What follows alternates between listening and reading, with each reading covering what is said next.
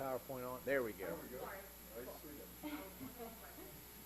What we did first for the people watching at home is we have a few slides just on the authority to amend. And very briefly, the authority to amend the charter is through the Florida statute, chapter 166.031, which essentially says that the governing body may propose an amendment to the charter. And what they would do is, the other way would be by 10% of the voters at the preceding election. And with that, Oh, I'm sorry. I forget I'm not as loud as I think I am sometimes. There we go. Thank you, Commissioner. And so what would happen is you place the proposed charter review or amendments on the ballot, and it's left to the voters. Can I stop you one Yes. second? Jenny, did the audio pick up any of that opening? Okay, so Restart? let's restart again, and that actually provides me the opportunity, because I forgot to just give a little bit of background of what we're doing here today, and then we'll all just sort of reset. So we're here to have this workshop because cities are generally recommended to review their charters of once every decade or so. It's been about that long. So a year ago, this commission chartered a charter review board, and that board has met just about once a month for the past 9-10 months or so, and they have painstakingly worked their way through every single article of our city's charter, and they've made a lot of suggestions.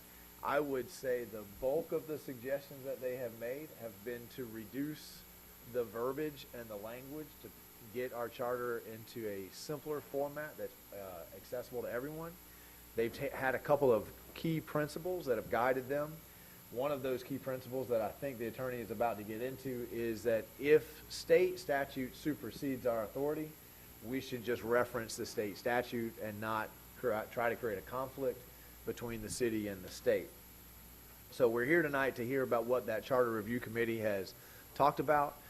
I believe there's 7 people on the charter review committee and 1 alternate. Is that right? Or is it 9? It's 7. It's 7 and 1 alternate. So we've had 7 folks from the community that have worked for a year, offering their suggestions and feedback to our city staff. And so we're here tonight to move to the second phase of that process, which is to bring those suggestions forward to the commission and to the community at large. And with that, I will ask staff if you would please start over again with Article 1 and give us the background of what we worked on in Article 1, which is general provisions. Absolutely. And just in case the mic didn't pick up the first time, the authority to amend just comes from Chapter 166.031. And with general provisions, Article 1, the board did not amend anything. It's very basic. It's the preamble just saying that the citizens of the city of Newberry, in order to protect their health, welfare, and safety, want to adopt a charter. And then it explains the corporate limits, the seal of the city, and the jurisdiction of the city. So it's basic information, so nothing was changed in that section or in that article. Mr. Mayor, the statutory provision says that you cannot use this process to change your boundaries. You have to go through the annexation section of the statute, which is very involved and set procedure on that. So that's why Andrea is saying there's no change to the boundaries, and that's one of the things in Article 1. So that's left alone. Does the commission have any questions on no changes to Article 1? Does the public have any questions on there being no changes to Article 1? All right, move on to Article 2. All right, so Article 2 is the powers of the city.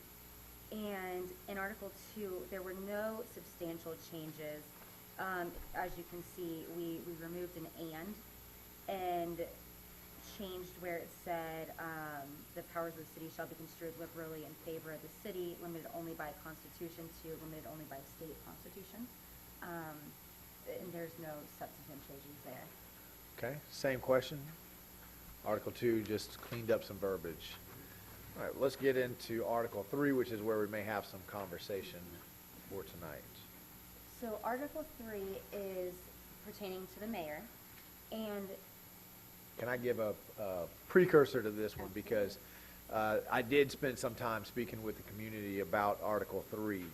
And I would say, my first thought about Article 3 is that here's where we came upon some contradictions in our charter. Article 3 seemed to give the mayor some powers in emergency situations, those kind of things. In other parts of our charter, those powers were given to the city manager.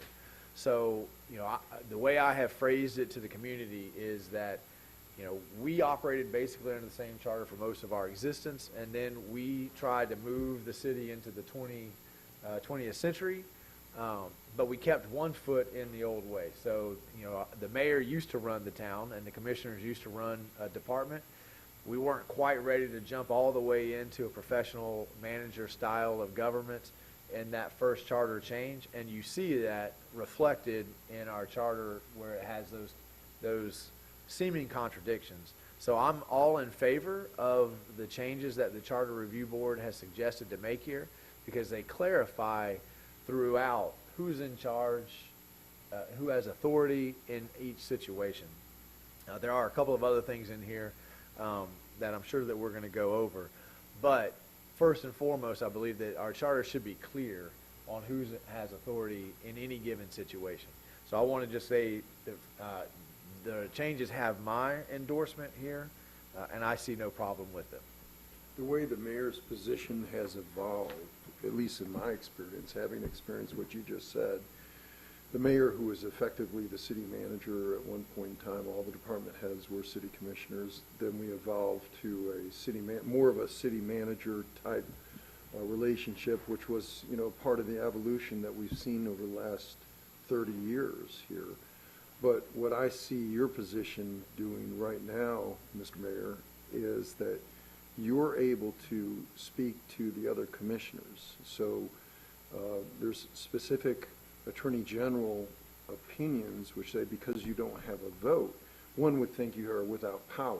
But because the commissioners are not able to speak with each other, our manager can speak with the commissioners to administrate the city, but it also allows our mayor to speak to commissioners without being in violation of the Sunshine Law. So the way in practice this has happened, it's given us the ability to ameliorate some really difficult issues. You can recall them very readily, land use issues that we've had and some other issues, because you've been able to basically mediate disputes between property owners and come to resolution in ways that other city mayors would not be able to do if they had a vote. So this is somewhat unique to Newberry in my experience, and it allows the mayor powers that are really not, they don't jump out of at you in the charter. You live it, you see it, and so I think your point is you're trying to now put on paper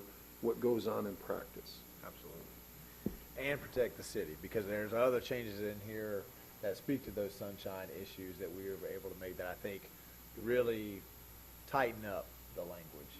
So would you like to take us through each section?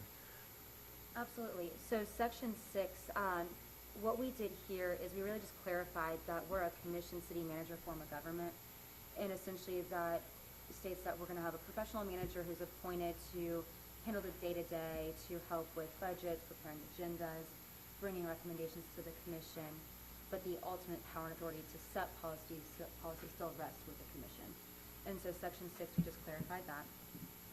Section 7, we just made a clarification here about when elected officials take office, and now it's on the 10th calendar day after the election, or as soon as practical, but no later than 30 days, instead of immediately. So we have a little bit more of a time frame set in there. And section 7, correct me if I'm wrong, puts us in line with state law. Is that correct? Because this is a change that I have had some kickback on from the community. We have a tradition of swearing in our officials the day after the election, so it's always been on Wednesday. There was an awful lot of conversation, well, not an awful lot, but there was some conversation from the committee about making this change, and it basically came down to that in the way we do it, if someone wanted to challenge an election, they would have grounds to challenge regardless of the issue, just based on the fact that there wasn't enough time for them to make their case. So on the 10th day, calendar day after the election is what the state statutes reads, or state policy reads. So the idea in Section 7 was to mirror that. But it does represent a change that the community has asked me about. Commissioner, you got any thoughts on that, or are you good with just soaking that in? Right. So it says the swearing in should be done within 30-day period. If somebody has a grievance that they file regarding the election, and that grievance is not resolved before that 30-day period, do those commissioners or mayors still get sworn into office? We could, yes, we could. Now, there is a procedure to carry it further from there. So the certification of the election basically gives you that 10 to 30-day window per the statute. Once that happens, if the person that's aggrieved the election says that I want to carry this election result to the circuit court, then they would have the ability to do that. And actually, that's happened in our past, where there has been an election contest. But the commissioner would be seated within that 10 to 30-day period. And then if the circuit judge said, well, the election was based upon a problem, the election would be set aside, you'd have a special election. And if the election, as in past litigation, if the election is affirmed by the court, then, and actually that was a situation where Mayor Freddie Lee Warmack was contested, and the judge, I believe it was Judge Thomason, ruled that the election was done correctly, and that's where then the mayor sits or the commissioner sits.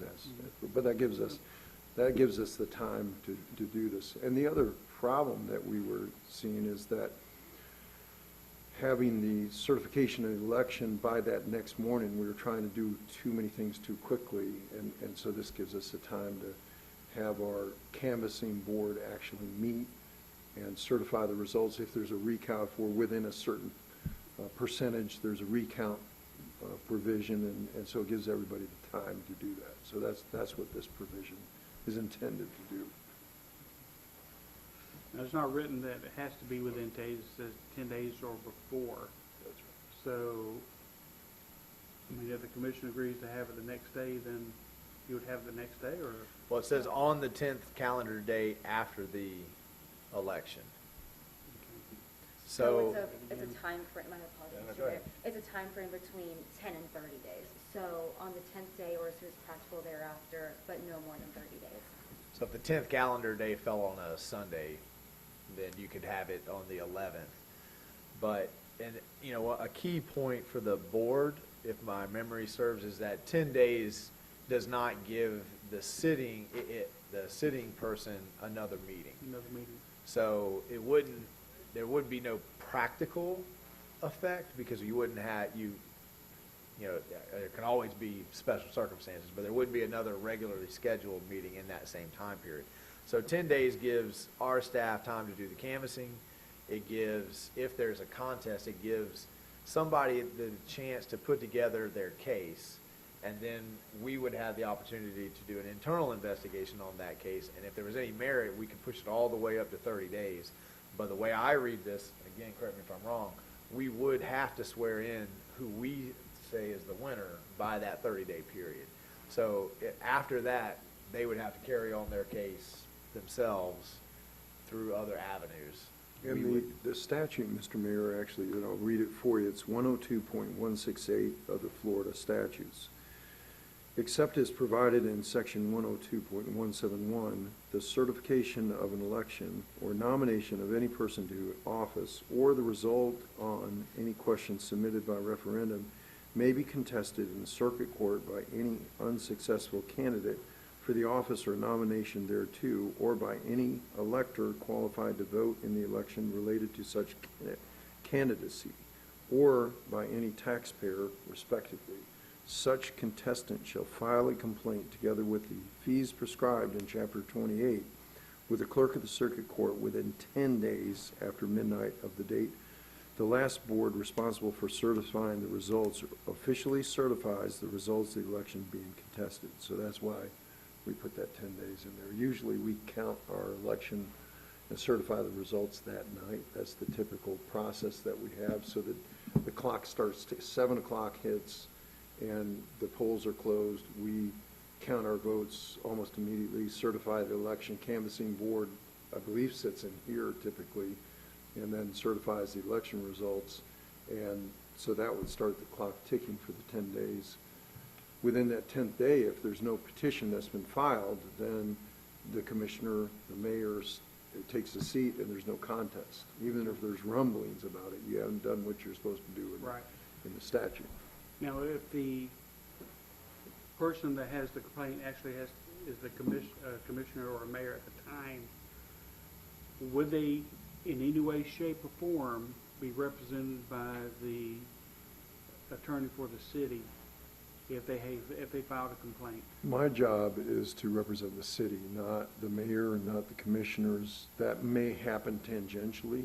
So my job in that instance would be to say this canvassing board did what they were supposed to do. They certified the results. Everything looks appropriate. There's no fraud. There's no misuse of power. There's nothing that we see there, Judge. And so that would be my job. Even if the mayor was unseated and contesting the election, my job is not to represent that office. My job is to represent the city. Okay.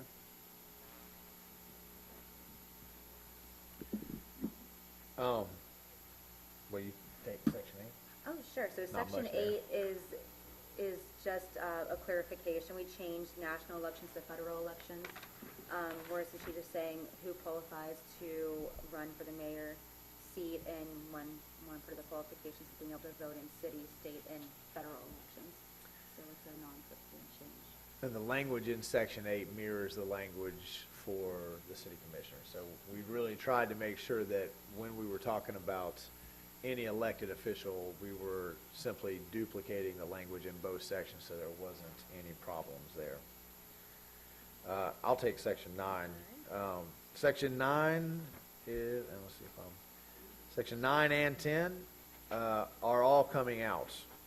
And there's various reasons. This is one of the places where I think that one foot was still firmly in the old mindset. So section 9 talked about duties. It talked about the mayor being able to appoint even temporarily or suspend officers. We couldn't figure out when that would apply in our city manager form of government. So it seemed best just to remove the entire language because it was confusing. Same thing with B. We took B out simply because the mayor, as a non-voting, can communicate with the commission in writing anytime he or she chooses to do so, and any elected official can examine any public record books of the city of Newberry at any point in time. So it seemed like unworthy or extra verbiage in the charter that just wasn't necessary to be there. Obviously, any city commissioner or the mayor can ask to look at the books, see what's going on. So that was A and B, and why the board deleted the entire sections. Are there any questions about subsection A or B about that language?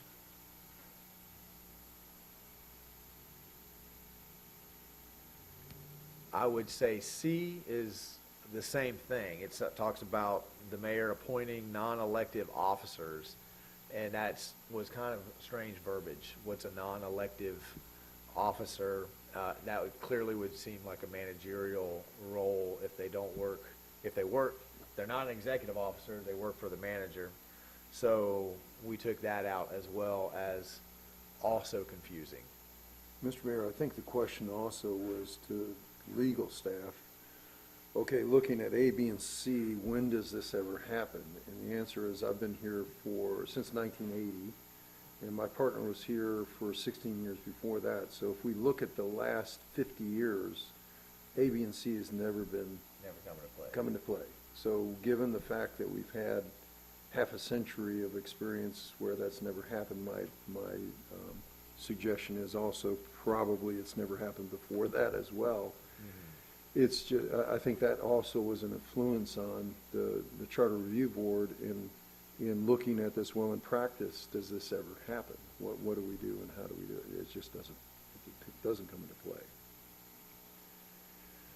Commissioner, you got any thoughts on those things? Are you comfortable with that? Okay. We took out section 10, I think on an ideological basis. We've recently had a reason to dive pretty deep into what the powers of the mayor or the powers of the commission are to reprimand or remove another sitting elected official, and there aren't any for the commissioner, but there was a separate section for the mayor that talked about, you know, and you've got the crossed out, impeached by the city commission for misfeasance, malfeasance, nonfeasance, habitual intoxication, gross immorality, those kinds of things. And the board felt that in order to be consistent, we should make whatever applies for the commission applies for the mayor.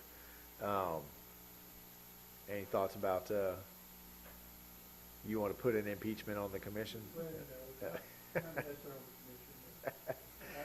Yeah. I you know, and I think I made the comment when we talked about this, it does seem to me to legitimate that you always hold, but I hold the commission to a pretty high standard in my own mind anyway, and I'm sure that everybody holds the mayor to a pretty high standard.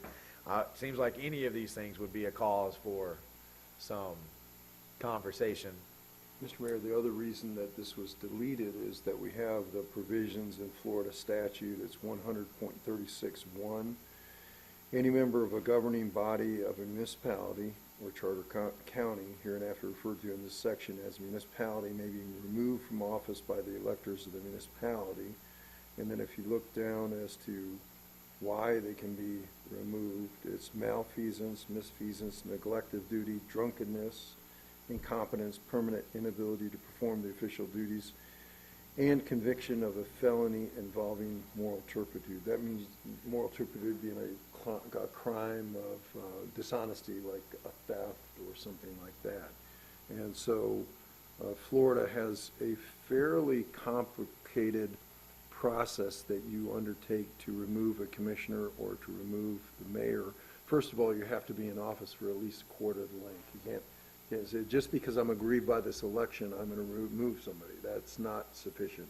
Because the person's in office and they're doing something wrong, that's the basis. And then you start a petition procedure. It has to have a certain percentage of the voters that voted in the last election, and then it goes further than that, and you collect the allegations against the mayor or the commissioner, and then the commissioner or the mayor has the opportunity to respond on and on and on, and eventually it leads to a vote. So that's the other reason that came out, is because we have this procedure in the Florida statutes. Again, going to your earlier point, Mr. Mayor. Okay. And this, yes, Commissioner. Scott, I've seen like the governor remove people from office, and I mean, he can do that here too. That's right. That's right. So there's a couple of different ways this can happen. And being a democracy, one of the avenues is the citizenry that's aggrieved by something that's been done by a commissioner or the mayor. So that's one way it can happen. The second way, governor has the power to remove somebody if there's misuse of office and there's allegations out there, then the governor has that authority as well. Just let me clarify this in my mind. If there's an allegation that falls under one of these criteria, does it have to go back to the vote of the citizens, or is it up to the elected officials to make the decisions to remove It's the citizens. So they gather the petition, and then as long as they get a certain percentage of the last number of voters, then the petition's a valid petition. It happens within so many days, the initiation of the petition. Then the commissioner or the mayor has the ability to respond, and maybe it ends there, or they get additional signatures on the petition, and that authorizes the matter to go to a vote. Okay. So ultimately, the voters retain the power to recall an elected official. Again, it's something that's never happened in my history with the city of Newberry, but it's something that's out there and it's available to the citizenry. And that's not a change. So our current charter does not give the commission the power to remove one of its members. And the suggested changes here don't give the commission the power to remove an elected official. And I believe the second paragraph in section 10 has just been moved to elected offices, right? It speaks about in the event of a vacancy, less than 6 months ensue before time. That was just more appropriate in, where do we put it? That's correct. That is in the election section. It is now Correct, that's right. let's see here. Article 34. Okay. All right. So, and then section 11, again, and this was odd to us since we've never had a police department, right? The mayor take command of the police and govern the city by proclamation. So, in the section on the city manager, it gives the city manager the same power. So we're just making it consistent and taking that out. And, you know, again, I have had people say, well, you're taking power away from the mayor's office. I don't agree with that statement. I think that we're making it consistent. And I think that if in a state of emergency, in practice, I would be standing right next to Mike anyway, and Mike and Jamie and everybody that's working is going to be saying, this is what we got to do. We got to get this power up here. We got to do this first. So probably know more about it than I do, and let's just cut straight to getting it done. So I don't see it as taking any power away from the mayor's seat. I see it as being consistent, and I see it as being a practical. So if we are without a city manager for any period of time, does the mayor just take over those? No, if the city manager is going to be gone for a certain period of time, he'll designate someone that would act in his stead. Well, what if he gets mad and just like, I'm out of here? Then the commission would designate somebody to act temporarily in his stead. Okay. Okay? All right. Go ahead with, I'm not, is that section 9? What is it? What section Yeah, am I looking section at 9. now? Okay, this is new section 9, powers and duties generally, and there's no changes there, correct? Okay, Correct. so that takes us through Article 3. Does the public have any questions on what we're thinking about doing to the mayor's article? I don't have questions, but I want to, I know the Can you introduce yourself and Oh, just yeah, I'm identify sorry. yourself as one of the members of the Charter Review Board? Jessica Residency Baker, member of the Charter Review Board. I want to highlight a couple of things because they have come up when I have discussed this with people, and it will come up again with the commission, the whole what is a bona fide resident, and I thought you explained it, the city attorney explained it to us very well when it came up, when we had a very animated discussion, so people can watch the meeting where we discussed it and see how you explained it, but it was an excellent explanation. Well, Let's put him on the spot and see if he can duplicate that. I'll try. Right? With that lead-in, I'll try, Jessica. Yeah, that's right. Well, we've had that contest before, Jessica, and it's been one of those things that can be a very animated thing in practice for Judy. Because people come in and they say, I'm a bona fide resident of the city and I'm qualified to run for office, and I fill out the form, and sometimes there's a question about the residency. And what we talked about is residency is a state of mind. So if I decide that I want to rent a place here in your house, and I rent one of your bedrooms, am I a resident of the city of Newberry, and do I meet the requisites of this particular provision and Florida laws generally? So one would think so. And did I take my driver's license and did I adjust it and amend it so that it's now at your address?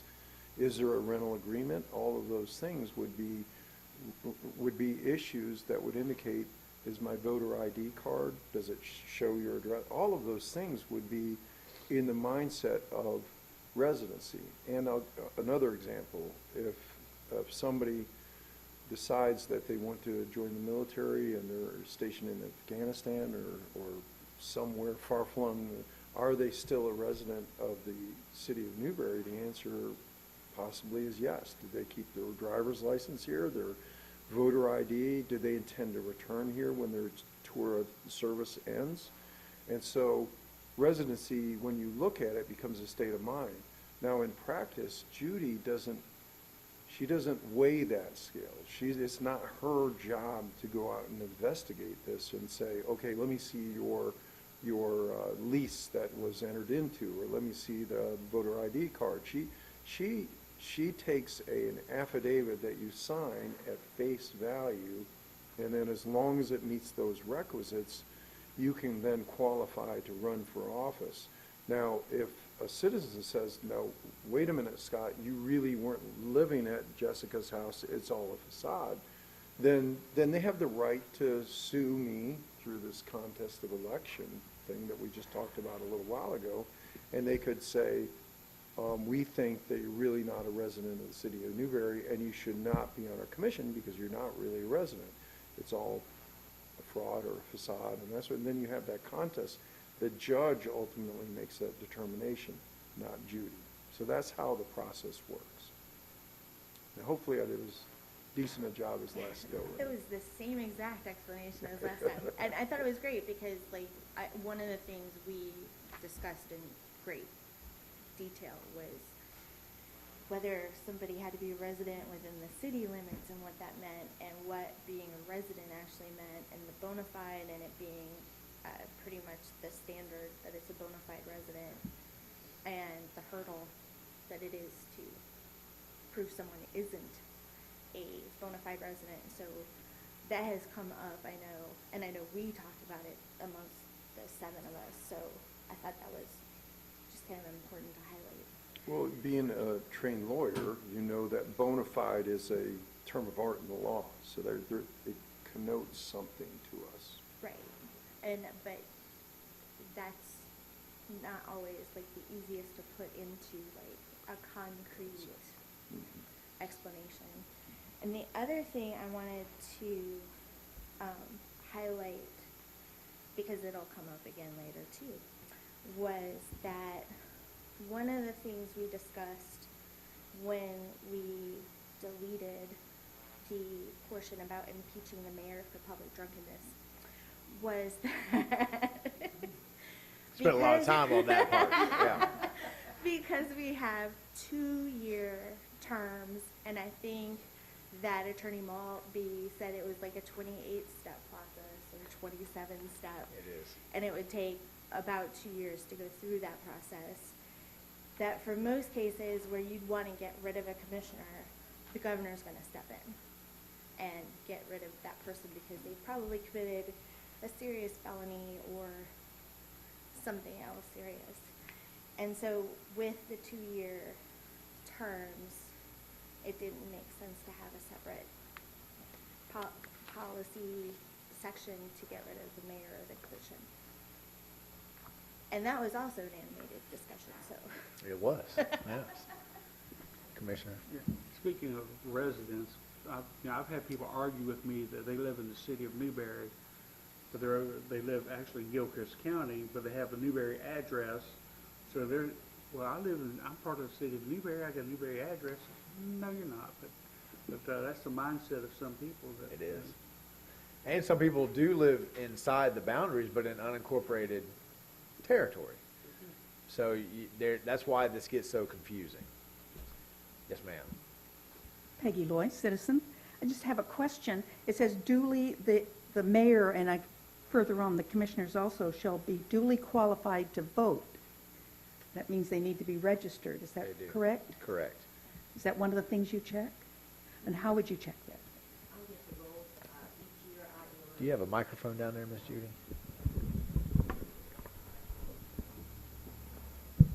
Before qualifications, or before the qualifying period, I get a public record. I do a public records request to the supervisor of elections in Alachua County, and I am the keeper of those rolls, and I check the rolls.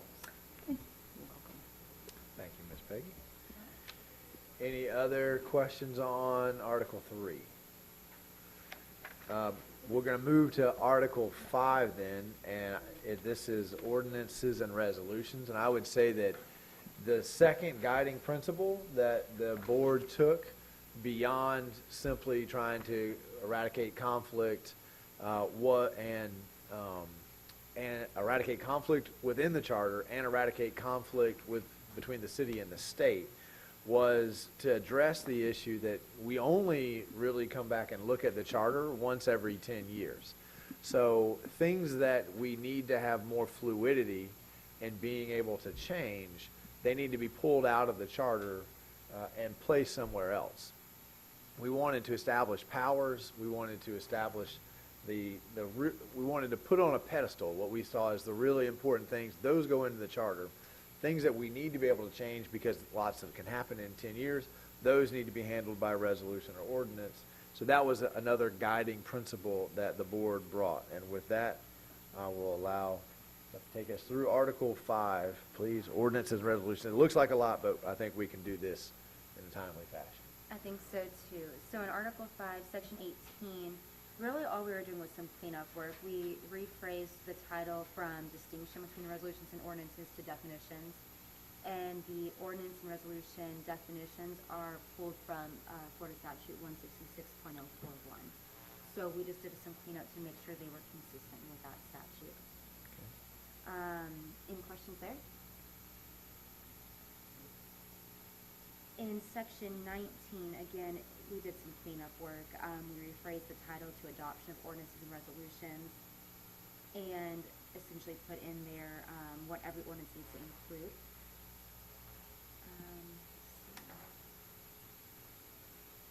In the crossed out section, subsection A is similar to what you see in there as the added language. It's just cleaned up from subsection A, and it's just saying everything has to have the language be it ordained by the people of the city of Newberry, and same resolutions be it resolved. So it's very standard language. For the new subsection A for procedure, the only change that was made is we added in emergency meetings. So it initially only addressed regular and special meetings, and we added in the language for emergency meetings for procedure.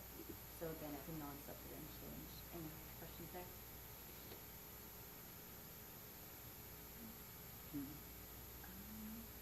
New B. New B, it looks like a lot of language, but it really is just pulled from Florida Statute 166.0414, and it's just discussing what you need an affirmative vote of a majority of the quorum, and it talks about the veto power. Well, I wouldn't say It used to talk It about used to talk about the veto power of the mayor. Now it talks about the objection of the mayor, that ultimately he can state an objection in writing, but if the commission decides to move forward with that, then the resolution ordinance would pass anyways. And I would say, we did have a problem with that word veto because we have a unique system of government in Newberry where the mayor does not have a vote, and that's why I fall into a different category. However, giving the charter implying anyway that the mayor has a veto power makes that a murky situation. Now, if you read the existing language, it pretty much follows this. The mayor could veto it, and then you guys bring it right back and pass it. So it was never a real veto power in the way that we think about it when it comes to the president, where he vetoes it and it's done. But the word veto still created a murky situation. So in process, if the mayor's seat doesn't like something that the commission has done, he can stall for a certain period of time, ostensibly much more kind of like I'm not teaching government for 1 year and I'm already a filibuster. A formal reconsideration. Like a formal reconsideration. So that's kind of that falls more in that category now. But I think in terms of actuality, it's pretty close to the old charter. Mayor objects, brings it back. You guys get to look at it one last time. But if you pass it, it's law at that point in time. Did I say that all about right? I think you said it exactly correct, and it, again, gets rid of the murky idea of a veto, which I think cleans up that section of the passage much, much better.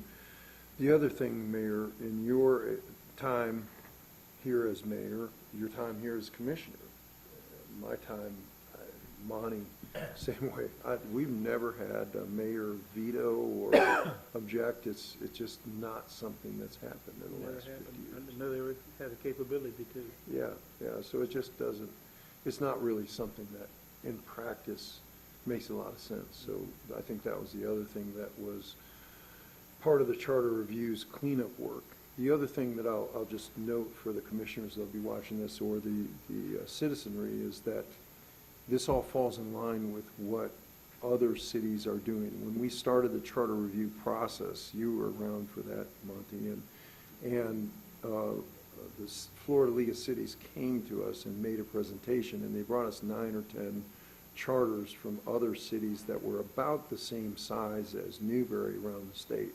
We picked on the Charter Review Commission, I think it was Bar Harbor. Does that sound, was it Bar Harbor? And so we looked at their city, they did, and the movement that we see in all the charters is to do less is more, get rid of a lot of the antiquated language. And so what we're doing here is in keeping with what other cities are doing as well, based upon the model that the Charter Review Commission was looking at.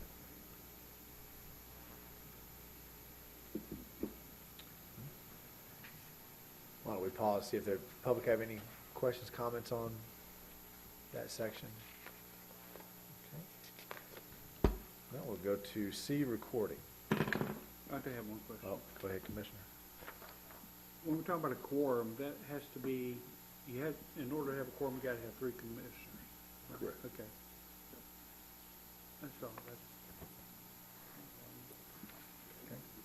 Recording.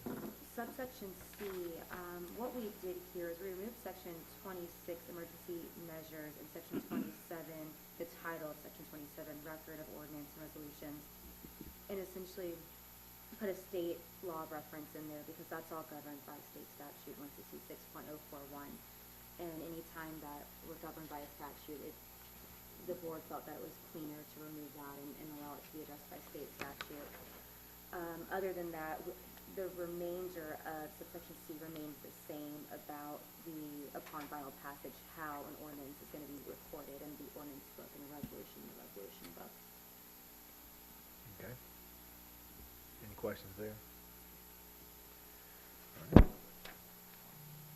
Moving to section 2. So in section 20, I believe. You want to go over why we took out the bonds? Seems like the board spent a little bit of time talking about that. And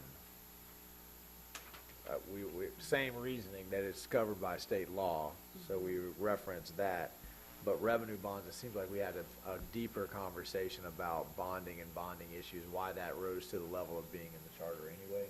If it's a general, that's right, if it's a general obligation bond, there's a very, very set procedure. You have to have it certified by the courts, and so Okay. there's a very set procedure under the statute to gain approval of a general obligation bond of the city. So you're pledging your general revenues essentially for the payment of that bond.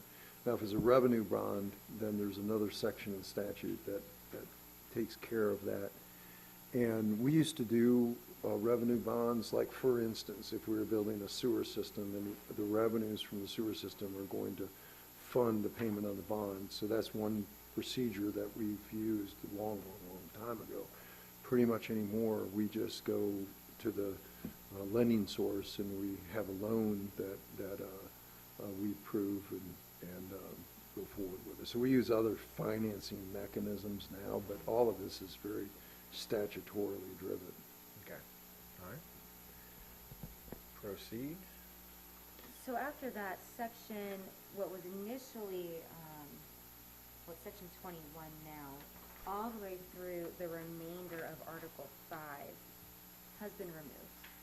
And the rationale behind that is these, again, were all governed by state statute. So what we did in each section is we have a notation that's reserved, and then we cite the state statute reference at the bottom of each section. So in procedure for placement on the ballot, referenda, the process for amendments and repeals, those are all governed by state statute, and so to keep it concise, we pulled all of that out and referred to state statute. Which I would say, if you're in the audience and you're looking at the proposed and the strike through, you'll notice the difference in thickness. A lot of that comes right here in that section, by simply saying all of this is covered by state statute, and it would supersede us anyway. So just reference the state statute, and let's move on. Are there any questions about that reasoning, that logic, that guiding principle the board took to this article?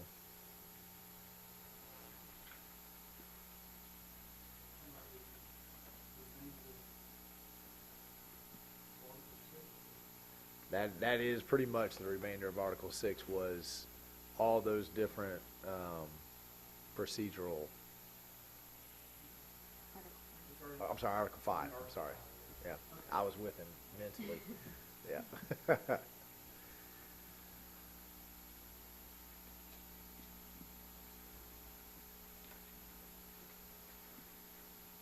If there's no questions there, I'm going to move us to Article 9.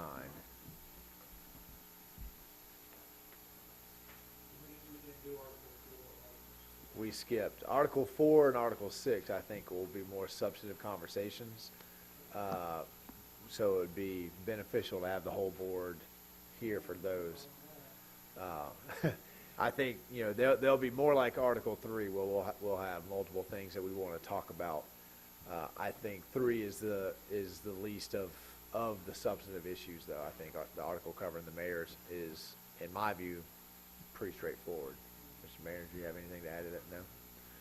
So if there's nothing left on Article 5, we'll move to Article 9, and we believe 9 and 10 are also fairly straightforward changes as well. So we'll move straight to 9. So Article 9 discusses general clauses. Section 35, it's pertaining to investigations, and we kept all the language about the city commission shall have the power at any time to cause an investigation on the affairs of the city. But we did strike everything subsequent to that related to the power to compel, to meet witnesses, etc. And do you have any questions on that? And then on section 50, general laws to apply. This just says all general laws of the state applicable to municipal corporations will apply. Obviously, that's kind of obvious within our Florida municipalities, so it was struck for conciseness. So this we were just able to get rid of some verbiage that we thought was pretty straightforward.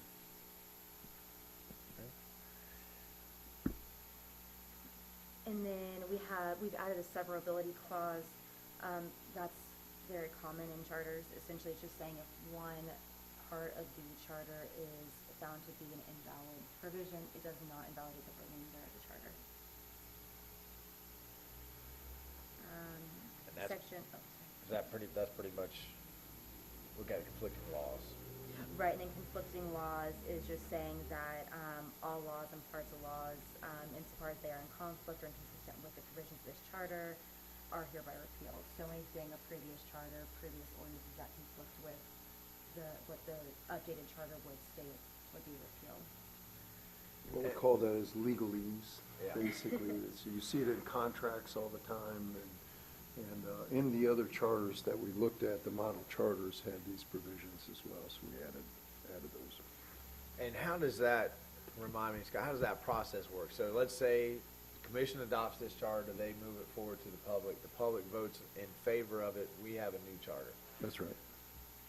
We don't immediately just go back through the books looking for those conflicts, but as conflicts are presented to us, then we would say, okay, whoever the party that brings the conflict to us, you're right, and then we would say, but it was repealed, so will the commission now for the next 3 to 4 or 5 years be rewriting ordinances or resolutions that have been found to be in conflict with the new charter? Probably not. Now, if we see that, then we'll clean up our code of ordinances. That's where we find those conflicts.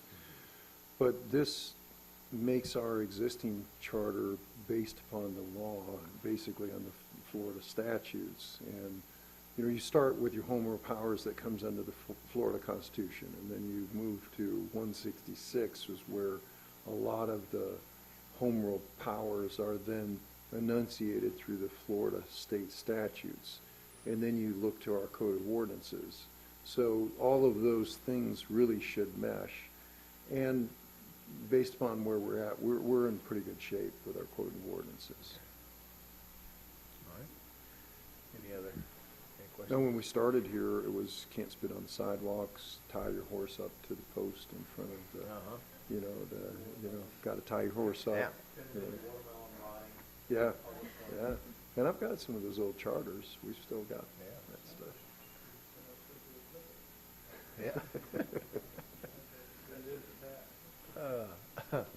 Okay. If there's nothing left about Article 9, does the public have any questions or comments about Article 9? All right, let's go through Article 10. So Article 10, the cleanup you see here is, again, just to make sure we're consistent with state statute. In the beginning of the presentation, we talked about Florida Statute 166.031, which is what gives us the authority to amend the charter. And Section 38 is just making sure we're consistent with that, saying that this charter can be altered or amended at any time in accordance with state law. And we removed language that just was not consistent with the current statute. Any questions there?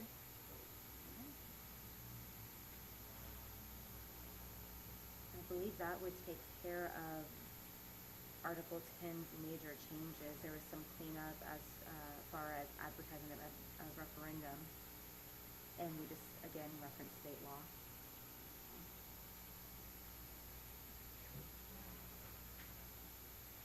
And then for Section 39, rights of officers and employees, we had no change there. That nothing in the charter shall affect or impair the rights of city officers and employees. Okay. Any questions on Article 10 from the dais? Public have any questions on Article 10? Okay. Well, we have a next workshop, charter workshop. Ms. Judy, what's our date for the next charter workshop? The 15th, October 15th at 6 o'clock. So October 15th at 6 o'clock, we're going to confirm that we will have a full board for that workshop, because we do need to discuss Article 4, and I'm not going to remember these all off the top of my head, which is the City Commission. I know that the City Commission is going to want to have some feedback on the article that covers the City Commission.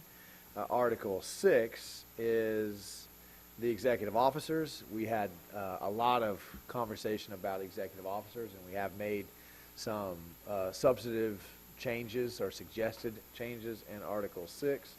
Article 7, you got it all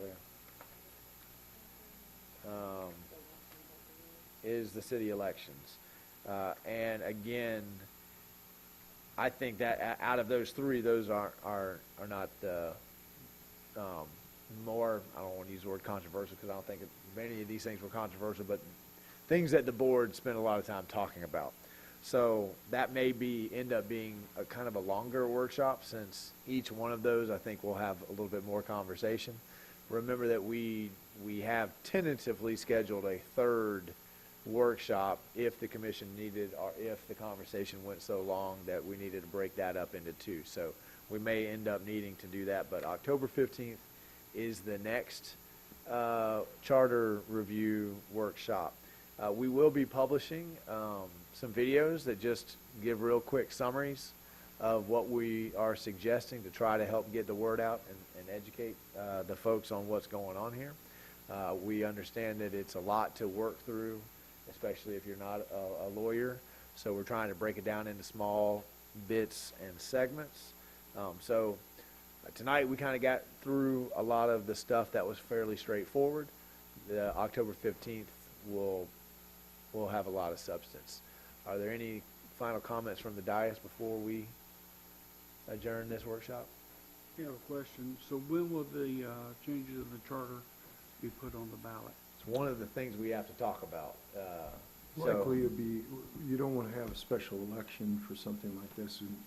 That's y'all's decision to make, but special elections are pretty expensive. So my anticipation is we'd have our spring election, that this will make it. We pass an ordinance, attach the charter provisions as they're going to be amended to the ordinance. Once that's passed, then we set it up for the referendum to either pass or deny the changes. The board did have that conversation, and Miss Judy has. I don't think she has it with her tonight, but she has a timeline of if this commission decided that they wanted to hold a special election just on the charter as a standalone. She has a timeline for when we would need to do that. If we want to have it on the spring election, I think we've already missed that timeline to have it on April at this point. Are we still gonna make that? We can still make that. So we could still make that, but that's right, because that's why we are having these workshops when we're having them, to give the board the opportunity to get it on this April if this board so desired. And there are some other considerations to the special elections beyond the cost. There's only a certain number of dates that happen, and we may end up having to have it on. We'll have all that for you. We had a long conversation. I think if we don't have it in April, we have to have it during the fall election, which is even bigger. So, presidential election year. So, if the idea is try not to let it get political, you might want to have it in April. You know. So look for those videos. Please try to attend the October 15th. We'll make sure we get it up on the website. Are there any final comments from the dais? Does the whole charter have to be voted on at the same time, or can parts of it be voted on at one? It's another good question. We are going to have two questions on the ballot. So there will be, and this will be part of the conversation when it comes to the elections. There'll be, I vote yes on the charter, and then there'll be a separate question about extending the Charter Review Board suggests to the Commission that there be a separate question on the ballot asking about extending commissioner term limits to 3 years. Not term limits, term lengths to 3 years. But we don't want the charter to fail based off of that one piece. So we want to pull that question out. So people will have the ability to say, I approve the charter, and then they'll have the ability to say 3-year terms are 2-year terms. So if they vote 2-year terms, it'll proceed, and the charter is written with 2-year terms. So if you vote yes on the charter, yes on 2 years, the charter moves forward. If you vote yes on the charter, yes on 3 years, we have that language written up so that we would know what that looks like. But it keeps it as a very simple question. So that's the only thing that the Charter Review Committee felt was a big enough suggested change that might cause the entire charter to not be passed. They wanted to pull that question out. But we did spend a lot of time on that as well. Mr. Manager, you got any comments tonight? Ms. Judy, you got any comments tonight? All right. Legal? Anything tonight? All right. Public comment? Okay. Did you want to come up? Come on up, and especially if you've got something nice to say, Miss Peggy. We love those. Actually, I think it's very well done. It's easy to understand. It's easy to see why you changed it. Good job, guys. Thank you. The Charter Review Board has worked very hard. Yeah. They work too hard. They're too tired to come. So look for those videos. This video will be up. With that, we are adjourned.